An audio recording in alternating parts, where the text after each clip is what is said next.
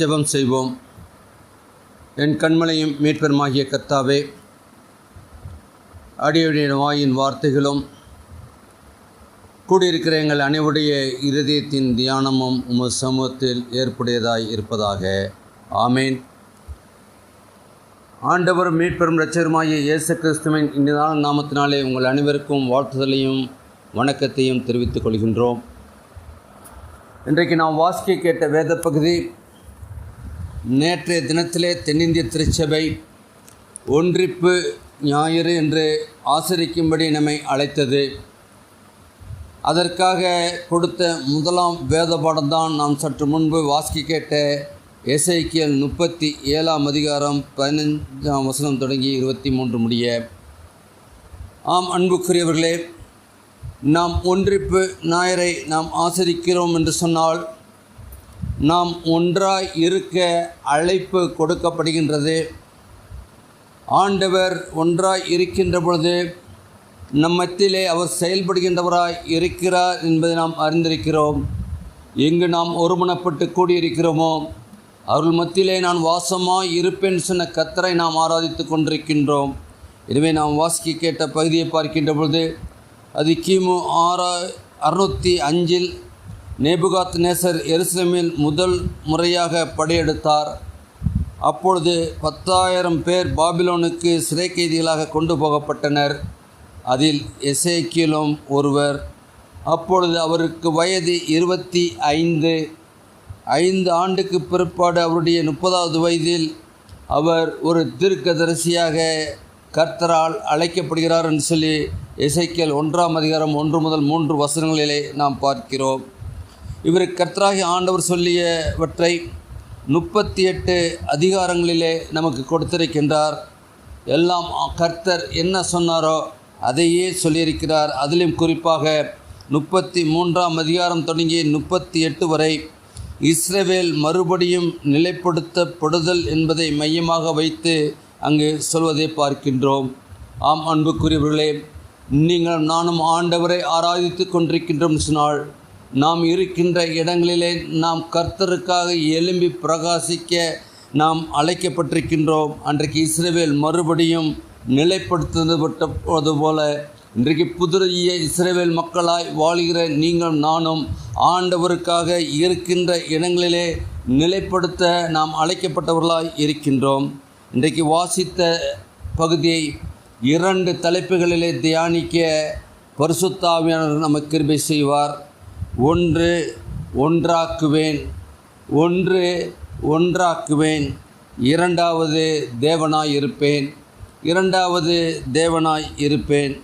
அன்புக்குரியவர்களே, இங்கு பார்க்கின்ற பொழுது முதலாவது ஒன்றாக்குவேன். அது நாம் வாசித்த 15 முதல் 20 வசனங்களை எடுத்து வைத்துக்கொள்ளும் சொன்னால் இஸ்ரவேல் மக்கள் 2 நாடுகளாக பிரிந்து போயினர் என்று பார்க்கின்றோம். அதை 1 ராஜாக்கள் 12 அதிகாரம் 15 முதல் 20 வசனங்களிலே பார்க்க முடியும். அதன் பிறகு தொடர்ந்து அவர்கள் போரை சந்தித்து வந்தனர். இப்போது யூதாவும் இஸ்ரவேலும் ஒன்றாக்கப்படும் என்ற எத்தனை மகிழ்ச்சிக்குரிய செய்தி இங்கே தீர்க்கன் மூலமாய் கர்த்தர் கொடுக்கின்றார். ஒன்றுபடும் போது வலிமை பெறுகின்றவராய் இருக்கின்றோம் என்று அறிந்து கொள்ள அழைக்கப்படுகின்றோம். அங்கு பார்க்கின்ற பொழுது என்னாகமத்திலே எடுத்து வைத்துக் கொள்கின்றால் என்னாகமம் 17 அதிகாரம் 2-3 வசனங்களிலே அங்கு பார்க்கின்றோம். நீ இஸ்ரவேல் புத்திரரோடு பேசி அவர்கள் பிதாக்களின் வம்சங்களாகிய ஒவ்வொரு வம்சத்துடைய பிறகுகளிடத்திலும் ஒவ்வொரு கோலாக 12 கோலை வாங்கி அவனவன் கோலில் அவனவன் பெயரை எழுதுவாயாக. லேவியனுடைய கோலின் மேல் ஆரோனின் பெயர் எழுத கடவாய். அவருடைய பிதாக்களுக்கு ஒவ்வொரு வம்ச தலைவனுக்காகவும் ஒவ்வொரு கோல் இருக்க வேண்டும் சொல்லி அங்கு பார்க்கின்றோம். ஆம் அன்புக்குரியவர்களே, அங்கு என்ன மோசைக்கு கர்த்தர் சொன்னாரோ அதை அங்கு செய்வதை பார்க்கின்றோம். இதே ஓசியா தீர்க்கதரிசன புஸ்தகம் 1 அதிகாரம் 11 வசனத்திலே அப்பொழுது யூத புத்திரரும் இஸ்ரவேல் புத்திரரும் ஏகமாய் கூட்டப்பட்டு தங்களுக்கு ஒரே அதிபதியை ஏற்படுத்தி தேசத்திலிருந்து புறப்பட்டு வருவார்கள் என்று சொல்லி அங்கு வேத வசனம் சொல்கின்றது. அன்புக்குரியவர்களே, எப்பொழுது நாம் ஒன்றாய் இருக்க கர்த்தர் விரும்புகின்ற கர்த்தரை நாம் ஆராதிக்கின்றோம். ஆம், ஒன்றாக்குவேன் என்று சொன்ன கர்த்தர் நிச்சயமாக நம்மை ஒன்றாக வைத்திருக்கின்றார். ஒன்றாக கூடி ஆராதிக்க நமக்கு கிருபை பாராட்டியிருக்கின்றார். நாம் ஒன்றாய் இருக்க அழைக்கப்பட்டவர்களாக இருக்கின்றோம். அது மட்டுமல்ல, நாம் ஒன்றாய் இருக்கின்ற பொழுது நமக்கு கிடைக்கக்கூடிய ஆசீர்வாதங்கள் என்ன? சகரியா புஸ்தகம் 10ஆம் அதிகாரம் 6ஆம் வசனத்தை பார்க்கின்ற பொழுது, நான் யூத வம்சத்தாரை பலப்படுத்தி யோசேப் வம்சத்தாரை ரட்சித்து அவர்களை திரும்ப நிலைக்க பண்ணுவேன் என்று சொல்லி அங்கு பார்க்கின்றோம். அது மட்டுமல்ல, நான் அவர்களுக்கு இறங்கினேன் என்று சொல்லி அவர்கள் என்னால் ஒரு காலம் தள்ளிவிடப்படாதவர்கள் போல் இருப்பார்கள். நான் அவருடைய தேவனாகிய கர்த்தர், நான் அவர்களுக்கு செவி கொடுப்பேன் என்று சொல்லி பார்க்கின்றோம். ஆம் அன்புக்குரியவர்களே, நாம் ஒன்றாய் இருக்கின்ற பொழுது அன்றைக்கு யூத வம்சத்தாரை பலப்படுத்தின தேவன் நம்மையும் பலப்படுத்த சித்தமுள்ளவராக இருக்கின்றார். யோசேப்பு வம்சத்தாரை ரட்சித்த தேவன் உங்களையும் என்னையும் ரட்சிப்பின் அனுபவத்துக்குள்ளாக வழிநடத்த சித்தமுள்ளவராக இருக்கின்றார். அவர்களை நான் திரும்ப நிலை பண்ணுவேன் என்று சொல்லுகிற கர்த்தர், இன்றைக்கு நாம் ஆண்டவருக்காக நிலைக்க முடியாதபடி இன்றைக்கி இருக்கின்ற எல்லா சூழ்நிலையும் மாற்றி போட்டு ஆண்டவருக்காக நீங்கள் நான் நிலைக்கின்ற மக்களாக இருக்க அழைக்கப்படுகின்றோம். அது மட்டுமல்ல, நான் அவர்களுக்கு இறங்கினேன். ஆண்டவர் இரக்கமுள்ள கர்த்தர், அவருடைய இரக்கத்துக்கு முடிவில்லை. அவர் உங்கள் மீதும் என் மீதும் வைத்த இரக்கம் மகா பெரியதாக இருக்கிறது. எனவே அங்கு இறங்கின கர்த்தர், அது மட்டுமல்ல, அவர்கள் என்னால் ஒரு காலம் தள்ளிவிடப்பட்டார்கள் என்று பார்க்கின்றோம். ஆண்டவர் யாரையும் அவரண்டை யாரெல்லாம் வருகின்றார்களோ எல்லாரையும் அரவணைக்கின்ற கர்த்தர். இன்றைக்கு அநேகருடைய வாழ்க்கையிலே ஆண்டவரை அறியாதபடி, ஆண்டவருக்குள்ளாக வரக்கூடாதபடி வாழ்ந்து கொண்டிருக்கின்ற சூழ்நிலையிலே வாழ்ந்து கொண்டிருக்கின்றோம். ஆனால் நீங்கள் நானும் ஆண்டவரால் அவருக்கென்று முத்தரிக்கப்பட்டவர்கள். அவரை நாம் தேடுகின்ற பொழுது உங்களையும் என்னையும் ஒருபோதும் தள்ளிவிடாத கர்த்தர் நம்மோடு இடைபடுகின்றவராய் இருக்கிறார். நான் அவருடைய தேவனாகிய கர்த்தர், நான் அவர்களுக்கு செவி கொடுப்பேன். ஆம் அன்புக்குரியவர்களே, என்றைக்கு நாம் அவரை அப்பா பிதாவே என்று கூப்பிடக்கூடிய அந்த புத்திர சுவிகார சிலாகித்த ஆவியை பெற்றிருக்கின்றோமோ, நம்முடைய தேவனாய் இருக்கிறாரோ, அப்படினால் அவர் நமக்கு செவி கொடுப்பது நிச்சயம் என்பதை நாம் அறிந்து கொள்ள அழைக்கப்படுகின்றோம். விசேஷமாய் நம்முடைய மக்கள் ஒவ்வொரு நாளும் கூடி ஜெபிக்கின்ற ஜெபங்களுக்கு ஆண்டவர் இம்மட்டுமாக மறு உத்தரவு கொடுத்து வந்திருக்கின்றார். ஒவ்வொருடைய கண்ணீரையும் தொடர்த்திருக்கின்றார். பலவீனத்தோடு இருந்தவர்களை பலப்படுத்தியிருக்கின்றார். சுகவீனத்தோடு இருந்தவர்களை சுகப்படுத்தியிருக்கின்றார். நாம் ஒன்று கூடி ஜெபிக்கின்ற வேளையிலே ஆவியானவர் யாருக்காக நாம் ஜெபிக்கின்றோமோ அங்கு அவர் இறங்கி அவர்களை தூக்கி எடுத்து அவர்களை நிலைப்படுத்தியிருக்கிறார் என்று நாம் அறிந்திருக்கின்றோம். அதற்கு நீங்கள் நானும் சாட்சிகளாக இருக்கின்றோம். அதே ஆண்டவர் தான் இன்றைக்கு சொல்கிறார், நான் ஒன்றாக்குவேன், நீங்கள் நானும் ஒன்றாக வேண்டும் என்று சொல்லி நாம் அநேக முயற்சிகளை எடுக்கின்றோம். ஆனால் இன்றைக்கு பார்க்கின்றோம், சமுதாயத்திலே பிரச்சனை, அங்கு ஒற்றுமை இல்லை. சபையிலே, திருச்சபையிலே பிரச்சனை, அங்கு ஒற்றுமை இல்லை. குடும்பங்களிலே பிரச்சனை, குடும்பங்களிலே ஒற்றுமை இல்லை. எங்கும் இன்றைக்கு ஒற்றுமை அற்ற மக்களாய் நாம் வாழ்ந்து கொண்டிருக்கின்றோம். ஆனால் ஆண்டவர் சொல்கிறார், நான் ஒன்றாக்குவேன் என்று சொன்ன கர்த்தர் இன்றைக்கு அதை செய்ய வல்லமையுள்ள தேவனாய் இருக்கிறார். நாம் அறிந்த ஒன்று, யோவான் 15ஆம் அதிகாரத்தில் படிக்கிற போது, நான் மெய்யான திராட்சை செடி, என் பிதா திராட்சை தோட்டக்காரர். அது மட்டுமல்ல, அதில் 12ஆம் வசனம் சொல்கிறது, நான் உங்களில் அன்பாய் இருக்கிறது போல நீங்களும் ஒருவரில் ஒரு அன்பாய் இருக்க வேண்டும் என்பதே என்னுடைய கற்பனையாக இருக்கிறது. இன்னைக்கு அன்பு தனிந்திருக்கிற சூழ்நிலை, எங்கு பார்த்தாலும் அன்பு அற்ற மக்கள் மத்தியிலே நாம் வாழ்ந்து கொண்டிருக்கின்றோம். நாம் அன்பு பாராட்டக்கூட முடியாதபடி இன்னைக்கு நாம் புறக்கணிக்கப்பட்டவர்களாய் வாழ்ந்து கொண்டிருக்கின்றோம். அங்கு சொல்லுகின்ற பொழுது அன்பாய் இருக்க வேண்டுமெது என்னுடைய கற்பனையாக இருக்கிறது. ஒருவேளை மோசே மூலமாய் 10 கற்பனை கொடுத்த கர்த்தர் இன்றைக்கு நமக்கு சொல்லுகின்றது, உன்னை போல பிறனையும் என்பது மட்டுமல்ல, நான் அங்கு அன்பாய் இருக்க வேண்டும் என்பதே பிரதான கற்பனை, என்னுடைய கற்பனையாக இருக்கிறது என்று இயேசு கிறிஸ்து சொல்கிறார். ஆம், அதை கேட்டிருக்கின்ற நீங்கள் நானும் நம்முடைய வாழ்க்கையை ஒரு விஷயம் ஆராய்ந்து பார்ப்போம். ஆண்டவரே, நான் உம்முடைய திரு சமூகத்திலே அமர்ந்திருக்கின்றேனப்பா. ஆம் கர்த்தாவே, நீர் எனக்கு கிருபையாய் கொடுத்த இந்த நேரத்திலே நீர் எனக்கு வாக்கு பண்ணியிருக்கிறீர், நான் ஒன்றாக்குவேன் என்று சொல்லியிருக்கிறீர். நம்முடைய சஞ்சலத்தை அறிந்திருக்கிற கர்த்தர் எல்லாவற்றையும் மாற்றிப்பட வல்லமையுள்ளவராக இருக்கின்றார். இரண்டாவதாக, தேவனாய் இருப்பேன். நாம் வாசித்த அதே எசேக்கியேல் 37ஆம் அதிகாரம் 21 தொடங்கி 23 வசனங்களை பார்ப்போம் என்று சொன்னால், அங்கு சொல்லப்படுகின்ற காரியம், ஆதி காலங்களிலே இஸ்ரவேலர் எவ்விதமான ஆசீர்வாதங்களை அனுபவித்தார்களோ அதே ஆசீர்வாதங்களை மீண்டும் பெற வேண்டும் என்று சொல்லி பார்க்கின்றோம். அங்கு பார்க்கின்றோம், நீ அவர்களை நோக்கி கர்த்தராகிய ஆண்டவர் உரைக்கிறது என்னவென்றால், இதோ நான் இஸ்ரவேல் வம்சத்தாரை அவர்கள் போயிருக்கும் ஜாதிகளிடத்திலிருந்து அழைத்து சுற்றிலும் இருந்து அவர்களை சேர்த்து அவர்கள் சுய தேசத்திலே வர பண்ணுவேன். ஆம் ஆண்டவர், நம்ம இருக்கின்ற இடங்களிலே நம் சுய தேசத்திலே நாம் இருந்து ஆண்டவருக்காக நாம் அரிய பெரிய காரியங்களை செய்ய அழைக்கப்பட்டவர்களாக இருக்கின்றோம்.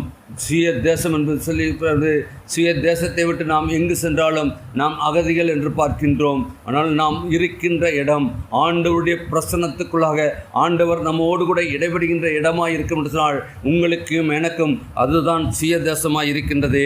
அதிலே 22ஆம் வசனம் சொல்கிறது, அவர்கள் இனி 2 ராஜ்யங்களாக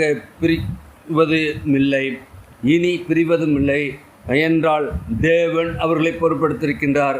எந்த சூழ்நிலை வந்தாலும் அவர்கள் இனி பிரிவதில்லை என்று சொல்லி அங்கு வாக்கு பண்ணுவதை பார்க்கின்றோம். அங்கு பிரிவதும் இல்லை. அது மட்டுமல்ல, 23ஆம் வசனம் சொல்கிறது, அவர்களை சுத்தம் பண்ணுவேன். என்னால் அவர்கள் இனி தங்கள் நரகலான விக்கிரகங்களுக்கு தங்கள் அருவருப்புகளையும் தங்களுடைய சகல மிருகங்களையும் தங்களுக்கு தீட்டுப்படுத்துவதும் இல்லை. அவர்கள் குடியிருந்து பாவம் செய்த எல்லா இடங்களிலிருந்தும் நான் அவர்களை நீங்களாக்கி ரட்சித்து அவர்களை சுத்தம் பண்ணுவேன். ஆண்டவர் எவ்வளவு கர்த்தர் கிருபை உள்ளவர். அவர் இறங்கி வந்து நான் சுத்தம் பண்ணுவேன் என்று சொல்லுகின்றார்.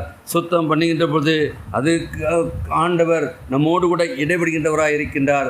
நாம் சுத்தமாக இருக்கின்றோம் என்று சொன்னால், நாம் பரிசுத்தமாக இருக்கின்றோம் என்று சொன்னால், பரிசுத்தமுள்ள தேவன் உங்களுக்குள்ளாகவும் எனக்குள்ளாகவும் வாசம் செய்கின்றவராக இருக்கின்றார். வாசம் செய்கின்ற கர்த்தர் நம்மோ கொண்டு என்ன செய்ய சுத்தமாக இருக்கிறாரோ அது நிச்சயமாக செய்வார். அதனால் ஆண்டவர் நம்மை தெரிந்தெடுத்திருக்கின்றார்.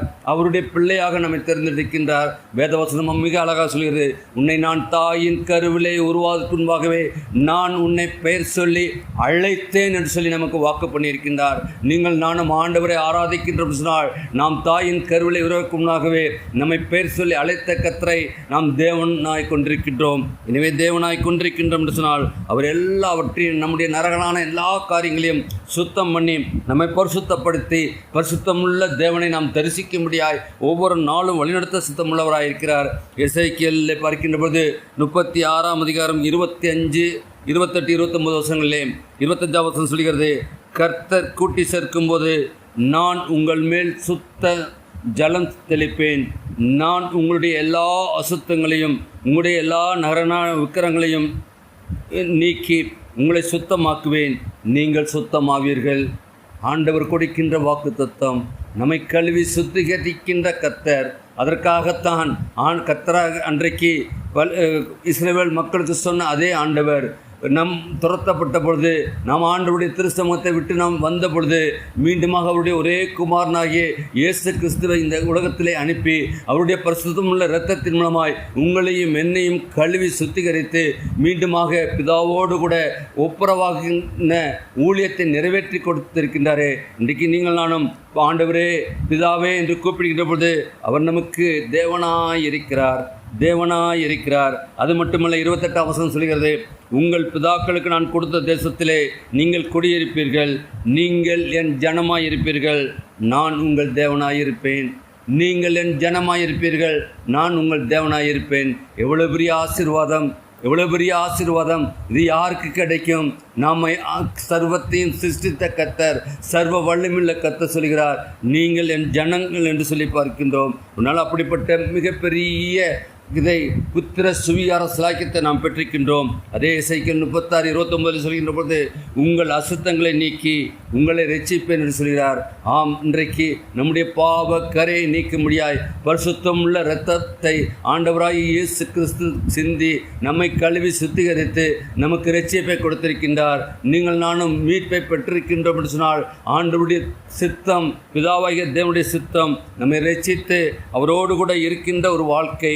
எபேசியரில் பார்ப்போம் என்று சொன்னால், அப்போஸ்தலனாகிய பவுல் எபேசியருக்கு எழுதுகிற பொழுது 4ஆம் அதிகாரம் 1 முதல் 6 வசனங்களே, ஒரே தேவனிடத்திலே வைக்கும் ஒரே நம்பிக்கைக்கும் ஒரே விசுவாசத்திற்கும் நீங்கள் நானும் அழைக்கப்பட்டிருக்கின்றோம். தேவன் நமக்கு ஒரே தேவன். அவர் மேல் வைத்திருக்கிற விசுவாசத்திலே நாம் எந்த சூழ்நிலையிலும் வழிவிட்டு போகாதபடி நாம் விசுவாசிக்கிற கர்த்தர் இன்னார் என்று அறிந்திருக்கின்றோமே. அவர் உலகத்தில் இருக்கிறவரும் பெரியவராய் இருக்கிறாரே. அப்படி என்றால் நீங்களும் நானும் அவரையே சார்ந்து எல்லா சூழ்நிலையிலும் அறிந்திருக்கிற கர்த்தர், எல்லாவற்றையும் நமக்கு நன்மையாய் செய்து முடிக்கின்ற கர்த்தர், ஏற்ற வேளையிலே ஏற்ற காரியங்களை அவர் செய்வார் என்று சொல்லி அந்த விசுவாசத்திலே ஒவ்வொரு நாளும் ஓட நாம் அழைக்கப்படுகின்றோம். நன்றைக்கு நம்முடைய ஓட்டம் எப்படிப்பட்டதாக இருக்கிறது? நமக்கு வரக்கூடிய பிரச்சனைகளை நாம் யாரிடத்தில் போய் சொல்லிக் கொண்டிருக்கின்றோம்? நமக்கு வரக்கூடிய வியாபாரங்களை நாம் யாரிடத்தில் போய் சொல்லிக் கொண்டிருக்கின்றோம்? ஆண்டவர் எதிர்பார்க்கிறது அவருடைய பாதப்படியிலே அமர்ந்திருந்து ஒவ்வொரு நாளும் நமக்கு கொடுக்கப்படுகின்ற எந்த காரியமானாலும் ஆண்டவரே நீர் சொல்லும், நான் அடியேன் கேட்கிறேன்னு சொல்லி நாம் அவருடைய திருச்சமூகத்திலே அமர்ந்து நாம் பெற்று இந்த உலகத்திலே பொறுமையோடு கூட இன்றைக்கு நாம் பொறுமையோடு கூட இருக்க வேண்டிய நாட்களுக்குள்ளாக இருந்து கொண்டிருக்கின்றோம். இன்னும் பார்க்கின்ற பொழுது யோவான் 17:3 இப்படியாக சொல்கின்றது, ஒன்றான மெய் தேவனாகிய உம்மையும் நீர் அனுப்பினவாகிய இயேசு கிறிஸ்துவையும் அறிவதே நித்திய ஜீவன். நித்திய ஜீவன். நாம் இந்த உலகத்திலே வாழ்வது நமக்கு சாஸ்வதம் அல்ல. நீங்கள் நான் நித்தியமாய் ஆண்டவரோடு கூட இருக்கின்ற அந்த நித்திய ஜீவனை பெற்றுக்கொள்ளத்தக்கதாய் ஓட வேண்டும். அப்படினாலும் நாம் தேவனாகி உம்மையும் நீ அனுப்பின இயேசு கிறிஸ்துவையும் அறிவதே நித்திய ஜீவன் சொல்லி பார்க்கின்றோம். அன்புக்குரியவர்களே, இன்றைக்கு எசேக்கியேல் மூலமாய் கர்த்தர் நாம் கொடுக்கின்ற வார்த்தை இன்னைக்கு இஸ்ரவேல் தேசத்தில் மாத்திரமல்ல, நமது தேசத்திலும் நாம் இருக்கின்ற இடங்களிலும் இஸ்ரவேல் தேசத்துக்கு மட்டுமல்ல நம்முடைய தேசத்திற்கும் ஆண்டவர் கொடுக்கின்ற செய்தி, நாம் உடைய காரியங்கள், நம்முடைய செயல்பாடுகள், நாம் ஆண்டவரோடு கூட வைத்திருக்கின்ற அந்த உறவு எல்லாவற்றையும் ஒரு விசை ஆராய்ந்து பார்த்து, ஒருவேளை ஆண்டவரே என்னுடைய வாழ்க்கையை நீர் அறிந்திருக்கிறப்பா, என்னுடைய ஒவ்வொரு கூக்குரலையும் நீர் அறிந்திருக்கிறப்பா, இன்றைக்கு நீர் எனக்கு தேவனாய் இருப்பேன்னு சொல்லி வாக்கு பண்ணியிருக்கிறீர். நீர் வாக்கு கொடுத்த கர்த்தர், எந்த சூழ்நிலையிலும் நீர் வாக்கு மாறாதவர் என்பதை நாம் அறிந்து கொள்ளவும், அவர் சொன்னதுதான். அதனால் நம்முடைய வாழ்க்கையிலே எல்லாவற்றையும் நாம் பெற்றுக்கொள்ளத்தக்கதாய் இன்றைக்கி நடக்கின்ற பொழுது, இன்றைக்கி நாட்டுக்கு நாடு பிரச்சனை, இன்றைக்கு எங்கு பார்த்தாலும் பிரச்சனை. ஒன்றாக இருக்கக்கூடாதபடி இன்றைக்கு திருச்சபைகளிலும் சமுதாயத்திலும் குடும்பங்களிலும் இன்றைக்கு ஒன்றாக இருக்கக்கூடாதபடி அநேக பிரச்சனைகள். ஆனால் நாம் ஆராதிக்கின்ற தேவன் சொல்கின்றார், எல்லாவற்றையும் ஒன்றாக்குவேன், நான் உங்களுக்கு தேவனாய் இருப்பேன் சொல்கிறார். எனவே ஆண்டவரே, அப்படிப்பட்ட ஒரு வாழ்க்கையை எங்களுக்கு தாரும் அப்பா. நாங்கள் உம்மை நோக்கி பார்க்கிறோம், ஒவ்வொரு நாளும் நோக்கி பார்க்கிறோம். நீர் சொன்னீரே, 1 மணி நேரமாவது விழித்திருந்து ஜெபிக்கக்கூடாது என்று சொல்லி அன்றைக்கு சீசனத்தில் கேட்டீரே. நாங்கள் இன்றைக்கு அந்த சீசத்துவத்தை பெற்றிருக்கின்றோம் என்ற அந்த விசுவாசத்திலே ஆண்டவரே, நாங்கள் கூடி 1 மணி நேரம் உடைய திருச்சமூகத்திலே அமர்ந்து ஜெபிக்கிறோம் அப்பா. நீர் எங்களுடைய ஜெபத்திற்கு நீர் பதில் தாரும் ஆண்டவரே என்று சொல்லி நாம் அவருடைய திருச்சமூகத்திலே அர்ப்பணிப்போம். இயேசுவின் விருப்பம் அதுதான். இயேசுவின் விருப்பம் ஜெபம் பண்ண வேண்டும், 1 மணி நேரம் ஜெபம் வேண்டும். அந்த விருப்பத்தை நிறைவேற்றுகின்ற நீங்களும் நானும் கூட நிச்சயமாக ஆண்டவர் கொடுக்கின்ற எல்லாவற்றையும் பெற்று நாம் எந்த சூழ்நிலையிலும் இலக்கரித்து போகாதபடி அவருடைய பிள்ளைகள் என்பதை மற்றவர்களுக்கு காண்பிக்கத்தக்கதாய் நமக்கு எந்த பாடுகள், எந்த வேதனைகள், எந்த வியாதிகள் இருந்தாலும் எல்லாவற்றிலும் அவர் நம்மோடு கூட இருக்கிறார். ஹல்லேலூயா, ஹல்லேலூயா. எவ்வளவு பெரிய ஆசீர்வாதம், எவ்வளவு பெரிய ஆசீர்வாதம். அவர் தேவனாய் சர்வத்தையும் படைத்த கர்த்தர் உங்களுக்கும் எனக்கு தேவனாய் இருக்கிறார். நாம் கூப்பிடுகின்ற பொழுது நமக்கு மறு உத்தரவு கொடுக்கின்றவராய் இருக்கின்றார்.